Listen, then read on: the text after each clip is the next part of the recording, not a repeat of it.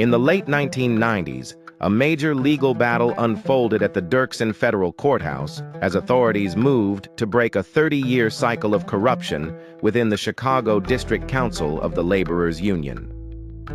A civil racketeering lawsuit revealed that the leadership of this massive organization, which oversaw 21 local chapters and $1.5 billion in pension funds, had been systematically steered by the Chicago outfit. The filing detailed how high-ranking underworld figures had placed their relatives and close associates into key positions to maintain absolute control over the union's resources and members. The investigation shed light on a who's who of criminal influencers, including names like Tony Accardo and Joey Lombardo Sr., who were accused of turning the union into a private stronghold. One of the most significant revelations involved former Chicago alderman Fred Rohde, who was identified in the documents as a fixer and a formal member of the criminal organization.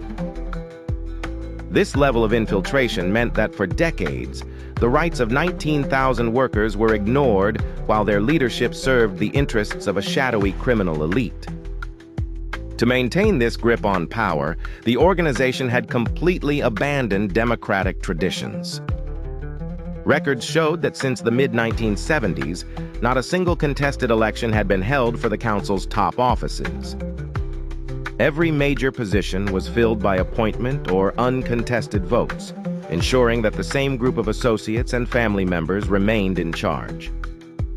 This lack of oversight allowed figures like Bruno Caruso and John Matassa Jr. to hold on to power until federal intervention finally began to disrupt the status quo. In a landmark settlement, union leaders and federal prosecutors agreed to a consent decree that introduced a court-appointed monitor with unprecedented investigative powers. This monitor was given the authority to subpoena records and force testimony, effectively tearing down the barrier of secrecy that had protected corrupt officials for generations. Crucially, the deal allowed the FBI to share sensitive intelligence directly with the reformers, ensuring that any remaining criminal elements could be identified and removed from the leadership ranks. While those leading the cleanup described the process as a slow, grueling battle, the tide eventually began to turn for the rank-and-file workers. New ethical codes were established, and for the first time in years, transparent labor contracts were negotiated with the input of actual members.